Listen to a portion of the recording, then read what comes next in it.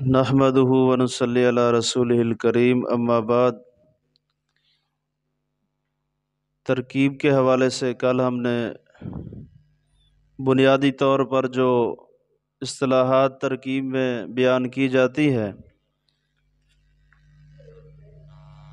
ان کا جو اجمالی خاکہ تھا بیان کیا تھا۔ اب ہر ایک کا مختصر تعارف، ان کی پہچان کا طریقہ اور وہ تراکیب کے اندر کیا واقع ہوتے ہیں، کن کے ساتھ مل کر آئیں تو پھر ان کی کیا حالت اور کیفیت ہوتی ہے، اس کے بارے میں بیان کریں گے۔ سب سے پہلے آج کے جو اس سبق میں ہم نے پڑھنا ہے وہ ہے جار مجرور کے ترکیبی قواعد، یعنی کہ جار مجرور ترکیب کے اندر کیا واقع ہوتے ہیں۔ کلام عرب کے اندر جار مجرور کا جو استعمال ہے وہ کثرت سے ہوتا ہے، اور یہ بات بھی ذہن کے اندر نوٹ کر لیں کہ جار مجرور اکیلے کچھ نہیں بن سکتے، کسی کے ساتھ مل کر جو ہے نا ترکیب کے اندر کچھ بنیں گے۔ اب جار اور مجرور، ایک بات ہے جار، دوسرا کیا ہے مجرور۔ جار سے کیا مراد ہے؟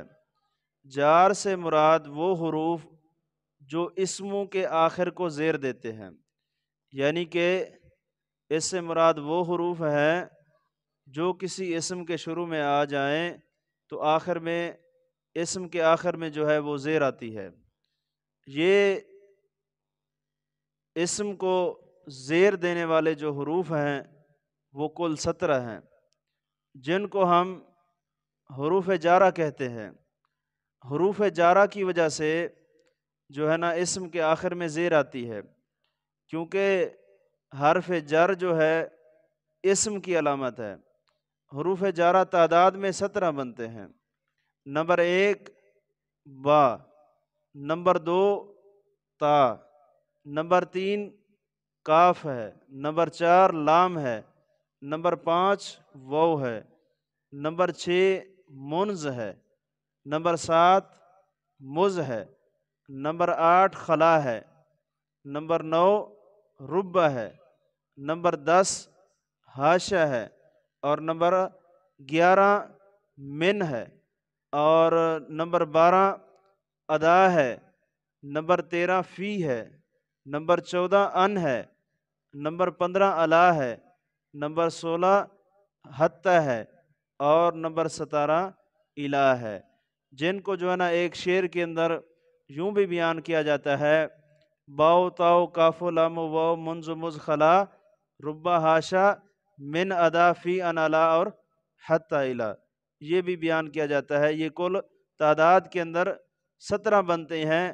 یہ اسم کا خاصہ ہے، جس کے شروع کے اندر آ جائیں وہ اسم ہوگا، اور یہ عمل کیا کرتے ہیں اسم کے اندر آخر میں کسرہ اور زیر دیتے ہیں۔ ان کی وجہ سے جو ہے نا اسم کے آخر میں زیر آئے گی، اور ان حروف کو کہتے ہیں حروف جارہ یا حرف جار۔ اور اسی طرح مجرور ہوتا ہے، جار کے مقابلے میں کیا ہوتا ہے؟ مجرور ہوتا ہے۔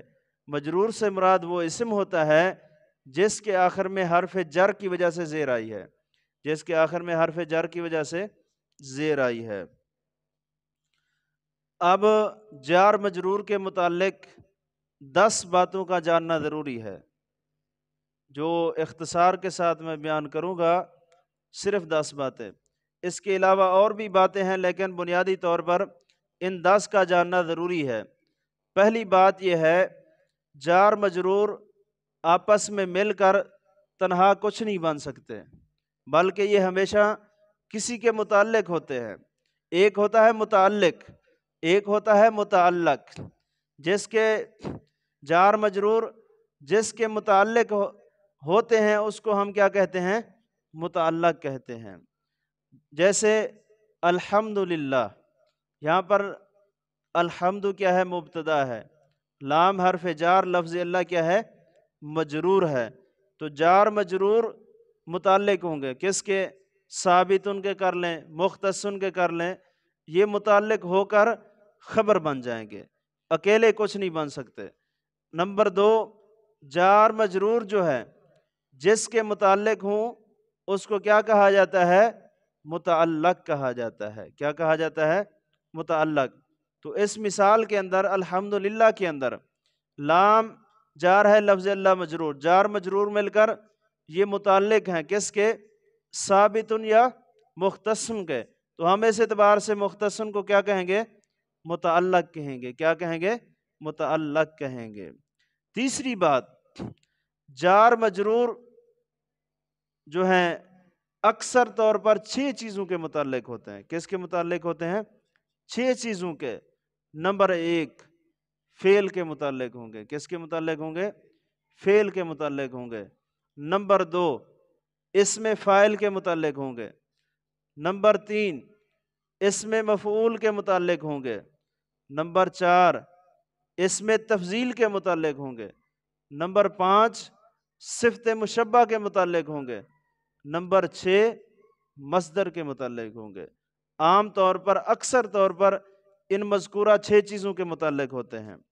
چوتھی بات جو ہے وہ ہے جار مجرور کو ظرف بھی کہتے ہیں۔ جار مجرور کو ظرف بھی کہتے ہیں۔ اب آگے ظرف کی 2 قسمیں بنتی ہیں، ایک ہوتی ہے ظرف لغو، ایک کیا ہوتی ہے؟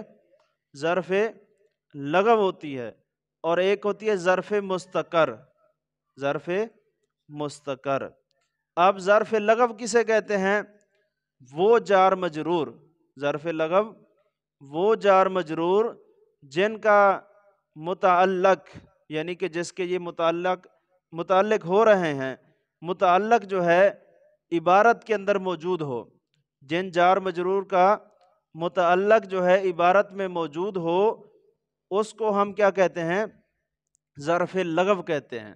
جیسے ختم اللہ علی قلوبہم، ختم اللہ علی قلوبہم، پیچھے میں نے بتایا تھا جار مجرور فعل کے متعلق ہوتا ہے، تو یہاں پر خاتمہ فعل ہے، لفظ اللہ کیا ہے؟ فاعل ہے۔ علی قلوبہم یہ جار مجرور مل کر متعلق ہو گئے کس کے؟ خاتمہ کے، اور خاتمہ جو ہے عبارت کے اندر موجود ہے۔ جار مجرور کا جو متعلق ہے، متعلق وہ عبارت کے اندر خاتمہ موجود ہے، تو ہم اس کو کیا کہیں گے؟ ظرف لغو کہیں گے۔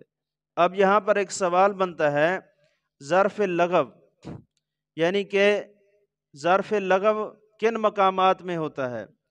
دوسرے الفاظ کے اندر جو ہے ظرف لغو کب بنے گا؟ تو جواب کیا ہے؟ اگر جار مجرور سے پہلے، اگر جار مجرور سے پہلے فعل آ جائے، عبارت کے اندر جار مجرور سے پہلے کیا آ جائے؟ فعل آ جائے۔ نمبر 2، اسم فاعل آ جائے، وہی اوپر والی بات ہے۔ نمبر 3، اسم مفعول آ جائے۔ نمبر 4، جار مجرور سے پہلے اسم تفضیل آ جائے، اور اسی طرح جار مجرور سے پہلے صفت مشبہ آ جائے، یا جار مجرور سے پہلے کیا آ جائے؟ مصدر آ جائے، تو اس وقت جار مجرور انہی مذکورہ 6 کے متعلق ہوں گے، تو ہم اس کو کیا کہیں گے؟ ظرف لغو کہیں گے۔ یعنی کہ ظرف لغو جار مجرور سے پہلے اسم تفضیل، اسم جو ہے نا صفت مشبہ، اسم مفعول، مصدر اور فعل، ان کے بعد اگر جار مجرور آئیں گے تو انہی کے متعلق ہو گئے، اور ہم اس کو کیا کہیں گے؟ ظرف لغو کہیں گے۔ اور دوسری جو ہے ظرف کی قسم وہ ہے ظرف مستقر۔ مستقر کا معنی ہوتا ہے ٹھہرائی ہوئی، کیا ہوئی؟ یعنی کہ محذوف، دوسرے الفاظ میں محذوف۔ وہ جار مجرور جن کا متعلق عبارت میں موجود نہ ہو بلکہ ہمیں خود سے جو ہے نا محذوف ماننا پڑے، تو اس کو ہم کیا کہتے ہیں؟ ظرف مستقر کہتے ہیں۔ اس کی مثال بھی الحمدللہ کے اندر جو ہے نا سمجھی جا سکتی ہے۔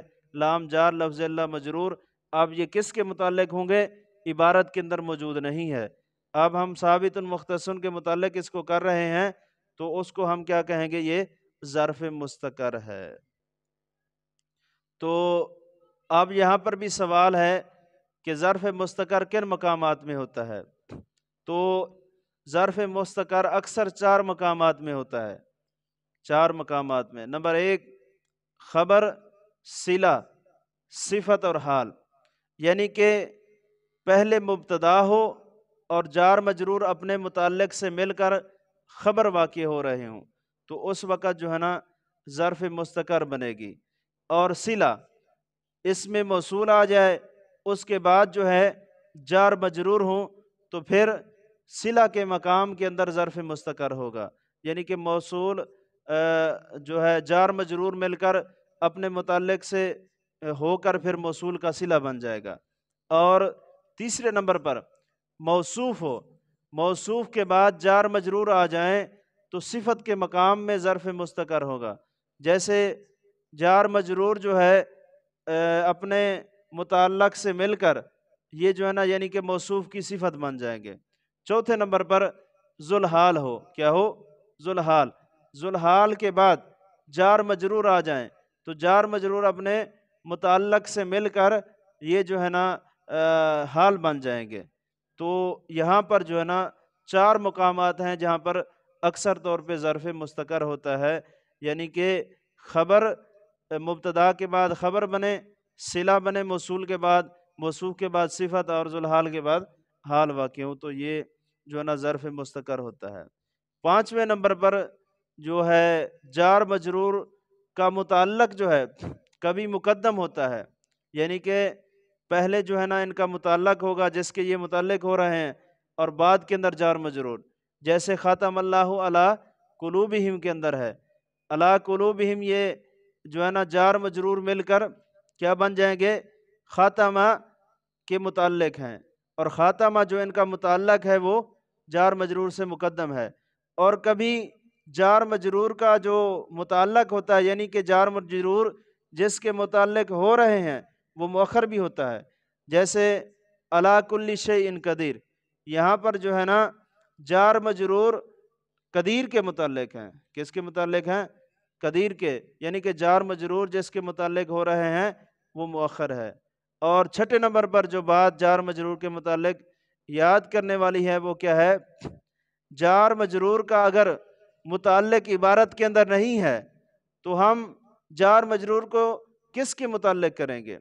اگر یعنی کہ ظرف مستقر بن رہا ہے، ظرف لغو نہیں بنتا، ان کا متعلق جو ہے جار مجرور کا عبارت میں موجود نہیں ہے تو عموماً افعال عامہ کو مقدر مان کر ان کے متعلق کر دیں گے، افعال عامہ کو مقدر مان کر جار مجرور کو ان کے متعلق کر دیں گے۔ اب افعال عامہ کیا ہیں؟ تو وہ ہیں حصول، وجود، ثبوت، کون اور نزول، یا دوسرے الفاظ کے اندر حاصل، ثابت، واجد، کائن اور نازل، یہ بھی جو ہے نا بیان کیا جاتا ہے، ان کے جو ہے نا متعلق کر دیا جائے گا۔ لیکن یہ بات جو ہے نا اکثری ہے، لازمی نہیں ہے۔ اگر جار مجرور کا متعلق جو ہے نا عبارت میں موجود نہیں ہے، 7ویں بات جو سمجھنے والی ہے، افعال عامہ کا جو مقدر ہے ماننا، یہ میں نے بتایا اکثری ہے، لازمی نہیں ہے۔ اگر کسی مقام پہ سیاق و سباق سے ہم جو ہے نا اس کا اعتبار کرتے ہوئے سیاق و سباق کا ان افعال عامہ کے علاوہ کوئی اور مقدر مان لیتے ہیں تو وہ بات بھی درست ہے، یعنی کہ افعال عامہ کے علاوہ عبارت کا سیاق و سباق چیک کیا ہم نے، اس اعتبار سے اگر کوئی اور لفظ مقدر مانتے ہیں تو وہ بھی کیا ہے؟ درست ہے۔ جیسے زید فی الدار، زید کس میں ہے؟ گھر میں ہے، تو اب جار مجرور کا متعلق کیا ہے؟ استقرہ بنا لیتے ہیں، ٹھیک ہے، اس اعتبار سے جو ہے نا موجودن بھی بنا سکتے ہیں، کوئی مسئلہ نہیں ہے۔ تو یہ سیاق و سباق کی بات ہے۔ 8ویں بات، اگر کسی جار مجرور سے پہلے ایک سے زائد فعل یا شبہ فعل آ جائیں تو جس کے ساتھ جار مجرور کا معنی درست بنتا ہے اسی کے متعلق کر دیں گے، یعنی کہ فعل بھی ہے، شبہ فعل بھی ہے، اب ہمارے ذہن میں جو ہے نا یہ خیال آتا ہے فعل کے متعلق کر دیں یا شبہ فعل کے، تو اصول کیا ہے؟ جس کے ساتھ اس کا معنی ٹھیک بنتا ہے تو اس کے ساتھ ہم اس کو ملا دیں گے، اس کے متعلق کر دیں گے. جیسے قد نرا تقلب وجہک فی السماء، یہاں پر فی السماء کیا ہے؟ جار مجرور ہیں. اب اس کو جو ہے نا احتمال ہے نرا کے متعلق کریں یا تقلبہ کے، تو اس کا معنی کس کے ساتھ بنتا ہے؟ تقلبہ کے ساتھ ٹھیک بنتا ہے. تو فی السماء کو ہم تقلب مصدر کے جو ہے نا متعلق کر دیں گے. اور نامی بات کبھی کبھی ایسا بھی ہوتا ہے عبارت کے اندر حروف جارہ زائدہ بھی آ جاتے ہیں، حروف جارہ زائدہ ہوتے ہیں، یعنی کہ ترکیب کے اندر ان کا کوئی محل نہیں ہوتا. کبھی کبھی حروف جارہ زائدہ بھی ہوتے ہیں، تو اس وقت ان کو ترکیب کے اندر زائدہ کہہ کر چھوڑ دینا ہے ہم نے. جیسے لا تلقوا بایدیکم الی التہلکہ، یہاں پر بایدیکم کے اندر با جو ہے شروع میں یہ زائدہ ہے، اور اس کو ہم ایدیکم مفعول بھی بنا دیں گے، ڈائریکٹ با زائدہ قرار دیں گے اس کو. 10ویں بات، حروف جارہ میں سے جو زائدہ ہوتے ہیں اکثر طور پر وہ 4 ہیں. کتنی ہیں؟ 4 ہیں. نمبر 1 با ہے، جیسے بی ایدیکم کے اندر آیا، اور نمبر 2 من ہے، نمبر 3 کاف ہے، اور نمبر 4 لام ہے. یہ 4 جو ہے نا حروف جارہ زائدہ آ جاتے ہیں ترکیب کے اندر. یہ جو ہے نا اختصار کے ساتھ جار مجرور کے ترکیبی قواعد بیان کیے گئے ہیں، ان سب کو اچھی طرح یاد کرنا ہے. اور اس کے علاوہ اور بھی کئی قواعد ہیں، اختصار کی وجہ سے ہم نے جو ہے نا چند ایک کا ذکر کیا. جب ان کو یاد کریں گے تو ترکیب کے اندر جو ہے نا آسانی ہوگی. اللہ ہم سب کا حامی و ناصر ہو.